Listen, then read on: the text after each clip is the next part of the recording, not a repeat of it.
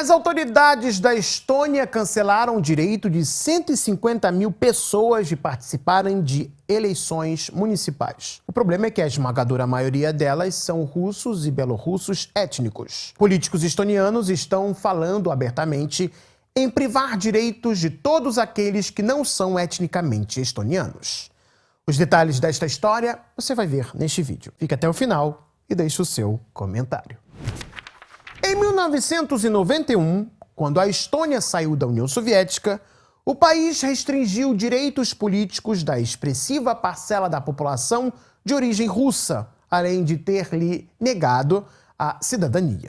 Em 1993, a população russa da Estônia, uma parte significativa da qual vive na cidade de Narva e arredores, fez uma tentativa de se separar do Estado, que a odeia, depois de terem alguns de seus direitos suprimidos. Foi realizado um referendo em Narva, no qual a maioria da população da cidade e de seus arredores votou a favor da obtenção de status autônomo. Isso assustou as autoridades estonianas, que em contrapartida propuseram um acordo baseado na devolução parcial dos direitos que lhes tinham sido retirados em 1991. Na época, no país foi aprovada uma lei segundo a qual não apenas os cidadãos estonianos, mas também qualquer pessoa que tenha vivido no território de um município por pelo menos 5 anos pode participar das eleições municipais. Isso abriu a possibilidade de participação nas eleições para os não-cidadãos residentes no país, em sua maioria falantes de russo, aos quais a Estônia negou conceder cidadania ainda em 1991. Da mesma forma, os cidadãos que posteriormente obtiveram a cidadania russa também foram contemplados com o direito de participar das eleições. Esse compromisso durou mais de 30 anos. Só que as autoridades estonianas levantaram a questão de seu cancelamento entre 2023 e 2024. Foi elaborado um projeto de lei que deixaria o direito de votar em qualquer eleição na Estônia apenas para os cidadãos do país ou de outros estados da União Europeia. No entanto, para que ele fosse aprovado, eram necessárias mudanças na Constituição. O direito de não-cidadãos e de cidadãos de países terceiros que residem permanentemente na Estônia de votar nas eleições estava consagrado na lei fundamental do Estado. As forças mais influentes do espectro político estoniano são inequivocadamente a favor dessas mudanças. O Partido do Centro, acostumado a contar com o eleitorado de língua russa, exigiu que tudo ficasse como estava. Por outro lado, o Partido Social Democrata da Estônia não conseguiu fazer uma escolha inequívoca. Nesta situação, tudo dependia dos hesitantes social-democratas.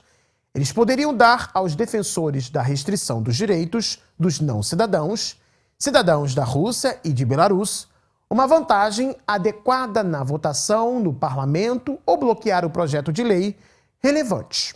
Deve-se levar em conta que os social-democratas estonianos também estavam interessados nos votos russos e, portanto, não era de seu interesse alienar e privá-los de seus direitos de voto. Até recentemente, uma coalizão composta pelos Partido da Reforma, Estônia 200 e o Partido Social Democrata governava o país. No entanto, no início de março, as contradições internas dos membros da coalizão aumentaram e os social-democratas foram expulsos da coalizão. Depois disso, muitas pessoas deram um suspiro de alívio. Parecia óbvio que os social-democratas não votariam a favor de um projeto de lei discriminatório que também prejudicaria suas próprias perspectivas eleitorais. Entretanto, os defensores da lógica tiveram uma surpresa desagradável.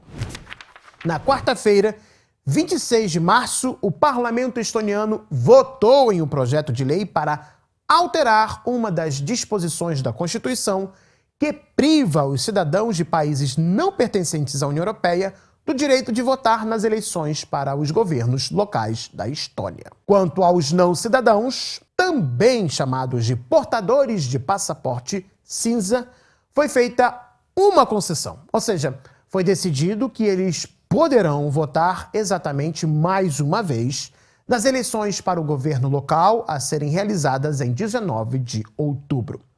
92 deputados, incluindo os social-democratas, votaram a favor do projeto de lei. Apenas 7 membros do parlamento, todos do Partido do Centro, foram contra. 2 deputados não participaram da votação. A lei exige o apoio de 81 deputados para alterar a Constituição. Portanto, os defensores das medidas discriminatórias venceram. As emendas ainda precisam ser aprovadas pelo presidente Alar Kariz, mas há pouca dúvida de que ele não o fará. O primeiro-ministro Kristen Michal já declarou triunfantemente que agora somos os únicos a tomar decisões sobre nossa terra. Assim sendo, 150 mil eleitores da Estônia, em sua esmagadora maioria russos e belorussos, não podem mais participar das eleições municipais. Isso é cerca de 15% do eleitorado do país. É válido ressaltar que a comunidade russa residente na Estônia está há muito tempo no país. Ela corresponde a cerca de 22% da população local, ou seja, em cada 10 pessoas na Estônia, 2 são de origem russa. São pessoas que por décadas votaram nas eleições locais, estudaram, trabalham, possuem família, negócios, hobbies, vivem no país quase toda a sua vida, muitos desde os anos da União Soviética, quando a Rússia e a Estônia eram apenas um país só. Já que a Estônia se negou a lhes dar sua cidadania, o mínimo que se esperava era sua participação, pelo menos nas eleições municipais. Mas agora isso lhes é tirado. O líder do Partido do Centro e ex-prefeito de Tallinn, Mikhail Kõlvart, diz que ficou desagradavelmente impressionado com a forma como os deputados, que privaram 150 mil moradores da Estônia do direito de votar, aplaudiram e se cumprimentaram como se tivessem derrotado um inimigo terrível. Derrotamos pessoas, a maioria das quais nasceu aqui ou viveu aqui a vida inteira. Essas pessoas trabalham aqui, pagam impostos, se apaixonam, dão à luz a filhos que geralmente se tornam cidadãos estonianos, enterram seus entes queridos. Declaramos que todos eles são uma ameaça à segurança. Não importa que nenhum único especialista tenha confirmado isso, disse Kõlvart à imprensa local. O ex-prefeito enfatiza que a eficiência de uma sociedade, especialmente uma com poucos recursos humanos, depende da capacidade de consolidar esses recursos, ou seja, de unir as pessoas para atingir objetivos comuns. Só que em 26 de março, o parlamento estoniano enviou o sinal a muitas pessoas de que elas não eram bem-vindas no país, que eram um perigo. Os políticos não apenas as desmotivaram de trabalhar pelo bem da Estônia e de defendê-la, mas também aumentaram o grau de tensão na sociedade. E é exatamente a isso que se chama criar uma ameaça à segurança de seu próprio país. Mas, no interesse de quem isso foi feito? A Estônia é, sem dúvidas, hoje um dos maiores inimigos geopolíticos da Rússia. É dela que surge boa parte do apoio a pedidos de maiores sanções contra o país vizinho. Políticos estonianos torcem abertamente pela continuação do conflito na Ucrânia. Eles dizem que seu país será o próximo na lista negra de Moscou, com o que Putin quer acertar as contas. Mas o mais interessante nisso tudo é que a Rússia pouco reclama do pequeno país e não dá nenhum sinal de que pretende usar seu poder bélico como foi na Ucrânia, diferentemente dos anos de avisos bem claros que Moscou deu contra Kiev diante todo o mundo. Fora a remoção de monumentos dedicados aos soldados soviéticos que deram suas vidas para libertar a Estônia do domínio alemão durante os anos da Segunda Guerra Mundial, as autoridades locais fazem cada vez mais exigências à minoria russa. Idosos foram recentemente obrigados a passarem exames da língua estoniana para continuar no país depois de quase toda a vida vivendo lá. Agora, removendo os direitos políticos de cerca de 150 mil eleitores, a Estônia quebra um compromisso de 32 anos. Piora gratuitamente suas relações com a Rússia. mas no final, sem dúvidas, dirá que os culpados estão em Moscou.